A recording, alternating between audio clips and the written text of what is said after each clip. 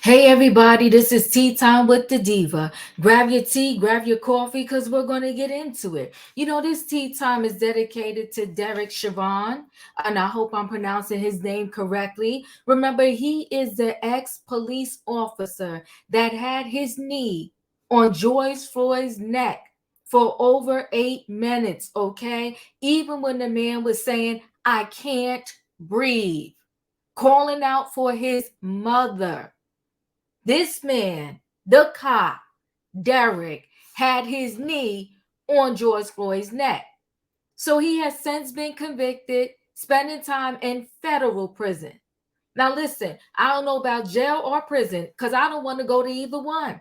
No, the sign says drive 65 miles per hour. I'm trying to do 60. I don't want to give the cops no reason to pull me over and accuse me of anything. No, not going to be stealing. Not going to be selling in the street no illegal substances. No. To my best of my ability, I'm not trying to commit nobody's crime. I do not want to go to jail or prison, okay? So he's up there in the federal prison. And you know what they say, the people that have been, they said, oh, Fed time is a walk in the park in comparison to, I guess, going to a regular prison or jail, okay? They said it's a walk in the park. That's what they say. I don't know for a fact because I've never been. But anyway, Derek's over there in the federal prison. And another inmate, wanted street justice or prison justice, I guess. Okay? And stabbed him up. Now, they say the wounds wasn't fatal. Obviously, he's still alive. They said the wounds wasn't that bad. But I'm really here to talk about his mother, who has the nerve. And yes, she's 75, but she still got nerve. She's blasting the authorities and the people that run the prison over there. She said, why did I not know about my son's situation until I heard it on the news and the social media like everybody else? She said it's dead wrong and that's not how you do things. Girl, the mother name is Carolyn. That's not how you do things. You don't say, Carolyn. That's not how you do things. Well, as a police officer, how you don't do things is arrest somebody and that's not resisting arrest, that's calling out for their mother, saying they can't breathe, and you keep your knee on their neck. That's not how you do things, Carolyn. You shouldn't have had to find out through social media. Well, ain't that ironic, Carolyn? This is Derek's mother named Carolyn. That's ironic. Because guess how George Floyd's family found out about his situation and what really went down? They found out through the media because of the brave young lady that stood there and filmed it all. And then when they saw the footage from the cameras from different angles, do you think the social media, when they got hold of that video, they called up George Floyd family first and said, I want y'all to be the first to see this? No, girl, they found out just like the rest of us via social media. But unfortunately for them, when they found out, their loved one was no longer alive. Fortunately for you, you find out and your son is still alive. You're going to get to speak to him. You can go down to that prison and see him and visit him. You could put money on his commissary. So, lady, you the wrong person to be telling us what's fair and not fair. Might be the right message, because I'm not one for an eye, tooth for a tooth. I'm not that one. And listen, I ain't mad at you if you are that one, but that's not me. I do feel like once you get sentenced, that is your time for the crime that you did. But others feel differently. But listen, guys, we're going to get more into this story right after this.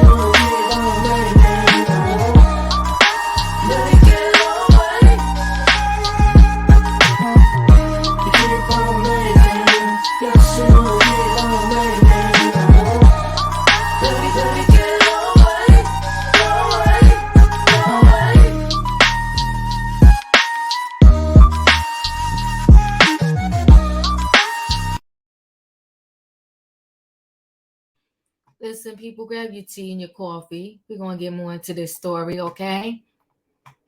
I'm having a little ginger tea over here with some mint in it. All right. So Derek's mom blasts authorities for keeping her in the dark after her son was stabbed. Former Minneapolis police officer Derek Chauvin has been stabbed by another inmate, and his mother, Carolyn Paulenti, is expressing her anger at authorities for not informing her before the headlines got out about it. Radar Online has learned.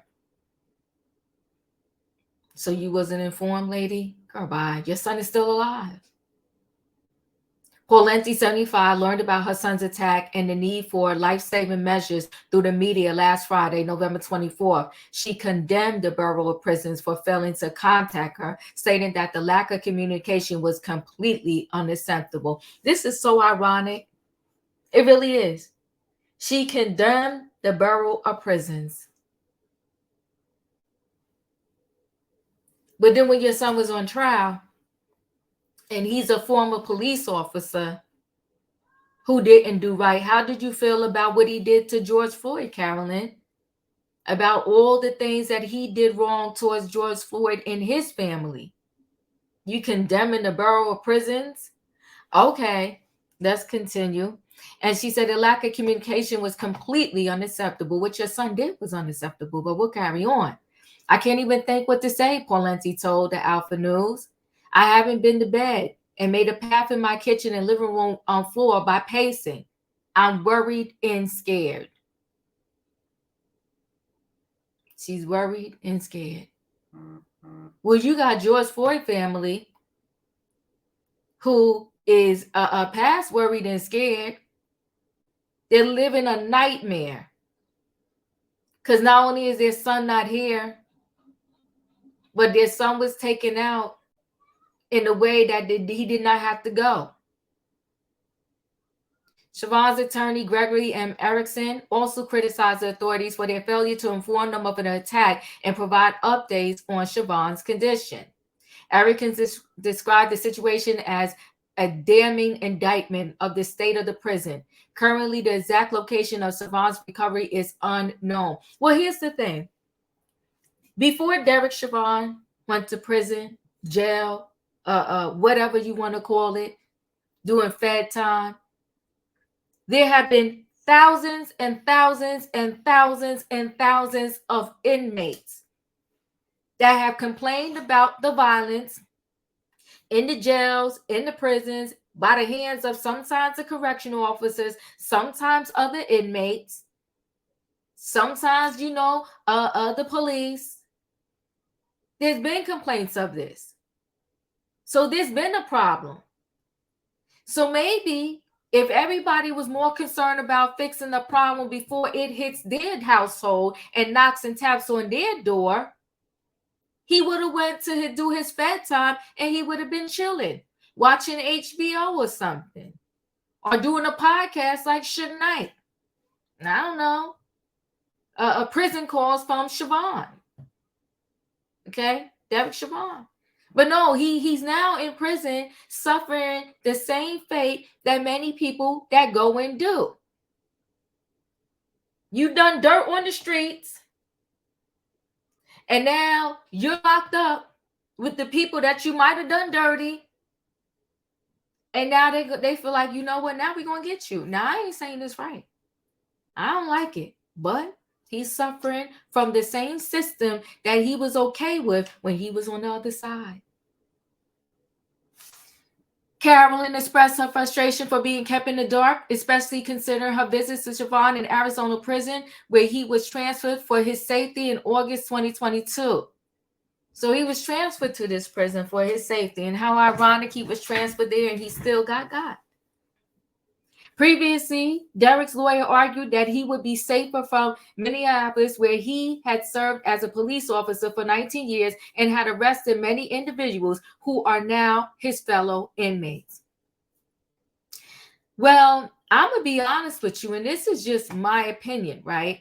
I don't think there's going to be a place where he can go and he will be safe, because unfortunately, the majority of people that are in federal prison prison, jail, whatever, they are of the Black and brown community. And there are some things that happen that the Black and brown community, they take it to heart. They're like, whether they know George Floyd or not, they're like, no, he did this to one of us. Let me see him in the yard. Let me see him mopping the floor. Let me see him when I'm going to the hall to get some chicken. And let him have some money on his books. I'm gonna tell him to go there and buy me some ramen noodles with his money. So unless they lock this man down for 23 hours per day and let him out when everybody else is in lockdown, it's not probably going to fare out well for him. And I'm not saying anything should happen to him. I'm just saying they got to face reality. This man committed a crime that the world heard about. Where will he really be safe? So Carolyn pleaded for leniency at her son's sentencing hearing in July 2021 and continues to support him, stating that the former cop had always dedicated his life and time to the police department. She also mentioned that even on his days off, he would call in to see if they needed help. Well, if you calling in to see if they need help, but you still doing dirty, Derek was convicted in April 2021 for the murder of George Floyd in May 2020. The incident sparked widespread protests against police brutality. The former police officer received a 22-and-a-half-year state sentence for second-degree murder and a 21-year federal sentence for violating Floyd's civil rights. Now, the thing I don't know, and it always confuses me, but I think you have to say consecutive or something like that. So it's like he received 22 years for one situation and 21 years for the other. Are these to run consecutively, or is he sentenced in total 40 3 years in prison? Like that piece I don't know. So they said one was a state sentence and the other one was federal, but I guess they put him in a federal prison. Like, I would need someone to come and explain that to me a little better. I don't know. Initially, Derek was held in a state prison in Minnesota before being transferred to the federal correctional institution in Tucson, Arizona. See, here's the thing, like I said, so he went from Minnesota to Arizona, and still in Arizona, it still happened. So the Arizona prison, a medium security facility, has faced security lapses and staffing shortages in the past. So he thought he was going, from the lion's den into paradise. And it come to find out he probably was better in the lion's den. The stabbing incident is the second high-profile attack on a federal prisoner in the last 5 months. In July, disgraced sports doctor Larry Nassar, remember that guy? Was stabbed by a fellow inmate at the federal penitentiary in Florida. And see, I think with these particular high-profile cases, it's probably less to do with how much violence is in that particular facility and more to do with people wanting to get the person that they feel did. Criminals, they even have a code somewhat.